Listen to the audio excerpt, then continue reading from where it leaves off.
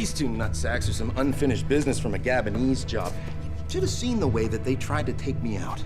I am driving this beast of a muscle car right out of the 70s. You know when an automobile accident was still called a fucking car crash? Let's go.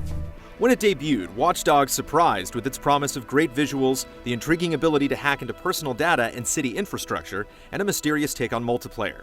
Now, after 2 years of exposure, it's finally time to see if Ubisoft's new open-world drama can live up to its lofty vision.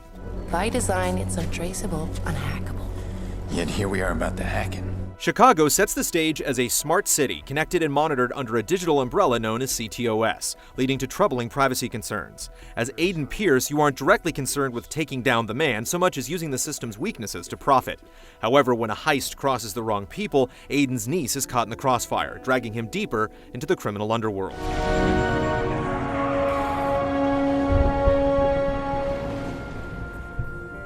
Pierce's personal motivations bring more dimension to his story than simply fighting conspiracy, and his stubborn refusal to let go creates tension with his family as well. Honey, your uncle's a different kind of person. It doesn't mean he doesn't love us. Yet his tormented persona ends up feeling somewhat flat, especially amidst more colorful supporting characters like Jordy and T-Bone. No appreciation for artists. Artists my arse. Hacking is at the core of gameplay in Watch Dogs, tying into every aspect of the game. While there are some pipe-turning puzzles involved from time to time, it usually takes the form of identifying targets and interacting with them. Profiling people on the street allows you to redirect money from their bank accounts, steal music, eavesdrop, or detect crime. Please don't shoot me in the back when I exit your establishment. Likewise, devices throughout the city can be coerced to use as tools or booby traps, blowing up enemies standing near electrical boxes, raising roadblocks in the route of pursuing vehicles, or lifts to climb a building. This ability to hack just about anything within range makes line of sight one of your most important tools. By jumping from camera to camera, you can get all the angles on a situation, like virtually touring a building to find a hidden panel to unlock a door, or just surveying the guard patrols. They might even have cameras clipped onto their uniforms, turning them into unknowing mobile platforms for your handiwork. All of this adds up to a more ranged approach to stealth, in some cases giving you the opportunity to fully infiltrate and hack a heavily guarded base without even stepping inside, which can feel quite gratifying when you're successful. That's it, I'm hacked in. Playing the stealth game isn't purely limited to hacking though.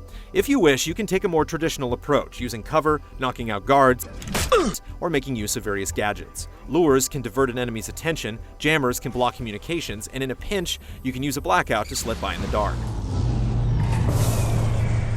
Watch Dogs isn't a game that always makes room for non-lethal runs, so if you don't feel like being stealthy, you can often choose to shoot your way through an area, and there are definitely times when action takes center stage. You can still take a more cerebral approach to combat and plan explosive ambushes, popping off a few rounds to finish off whoever's left standing, or you can go all out with the game's extensive arsenal. However, while combat is a fair way to mix things up in general, it does play host to two particularly weak moments. In a mission later in the game, you can snipe out an entire base with soldiers showing little sign of concern so long as you stay behind cover. Then, in the game's worst encounter, a boss battle places you on an empty rooftop only for enemies to inexplicably appear out of thin air during breaks in a villain's monologue, leaving you guessing where they might come from in the silliest and most frustrating way possible. Fuck you! Taking to the streets fares better. You'll frequently engage in car chases, whether you're running from the cops or pursuing a target, smashing everything in your path and hacking traffic lights to cause chaos in your wake. The driving mechanics aren't too harsh, letting you effectively weave, make sharp turns, and bash opponents. Plus, any car on the road is yours for the taking, giving you a wide range of vehicles from nimble motorcycles to heavy garbage trucks. While there's a meaty story to uncover in Watch Dogs, you will quickly and easily get lost in its wide range of side missions, mini-games, and diversions. Even poker games get a twist as you hack a camera to peek at your opponent's cards. I check. Some of these activities are found at specific points on the map, while others are discovered while scanning the crowd. Even if you're planning to just go from point A to B, you'll get frequent notifications of nearby missions and online objectives. Oh, no. Hey, that guy! He took my wallet! Cracking a CTOS tower unlocks more objectives and fast travel points in a certain region, although Aiden's more grounded traversal means that you'll need to put more thought into figuring out how to get to your goal. Some of these missions fit Pierce and his role as a hacker vigilante, feeling similar to what you'd get in the main story. You can stalk and intervene in random crimes or follow an investigation to track a serial killer. My blood wants to mix with hers. Certain contracts often focus on driving as you act as a decoy to distract the cops or deliver stolen vehicles, and privacy invasions let you engage in some humorous snooping on unsuspecting subjects. I fart, that happens. But is it interesting? Does it blow your world? Yeah, thank you. Yeah, that's disgusting.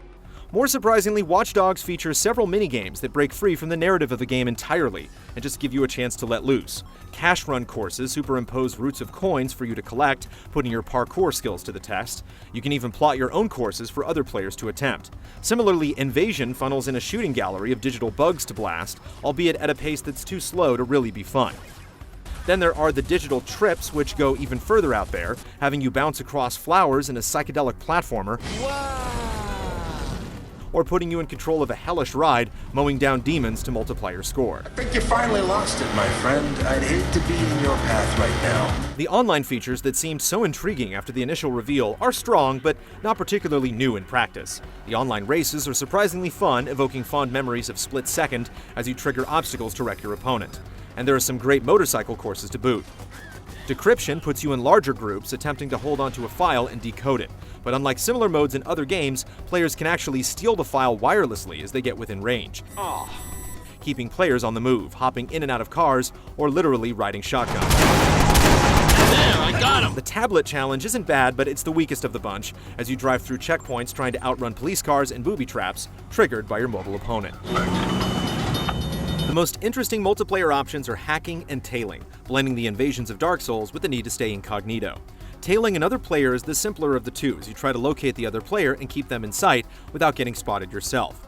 Hacking is a bit trickier because as soon as you initiate the incursion, your mark gets notified and proceeds to try to hunt you down. If he finds you, you'll turn from the hunter into the hunted, having to escape before you get capped. That's how it's done. Since you can be hacked at any point between missions, it can come from out of the blue, making for some great stories. Having played Watch Dogs on PS4, the visuals are good, but not shockingly so. Characters' faces are rather stiff, but when a storm kicks up, the game really does look great, and it's quite stable for an open-world game with only brief frame rate hitches when loading. Visuals aside, Watch Dogs has a remarkably well-crafted world that feels lively and believable. Aside from overtly hacking someone, you can constantly listen in on conversations just as you walk down the street. You'll see random car accidents, guys looking like idiots playing games on their phone, dudes rapping, or even urinating on the sidewalk. And if you pull out a gun, people will run for their lives. Fuck, he's got a gun! Watch Dogs isn't inspiring or revolutionary, but it's a well-rounded approach to open-world gameplay.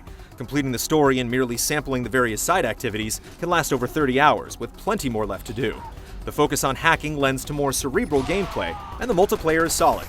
So get out there and get hacked. Shh. Quiet now. It's all over, son.